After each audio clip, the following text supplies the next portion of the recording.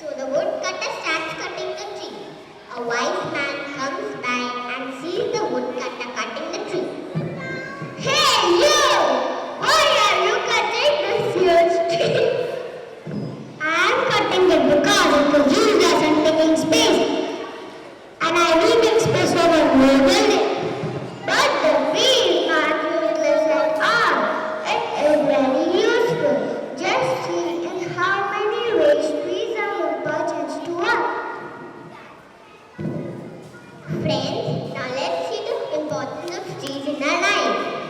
Trees give food and vegetables. Trees give us food for furniture and paper. Trees attract rain. Trees give us shade. Trees give us shelter to birds and animals. Trees give us medicine. Trees give us God.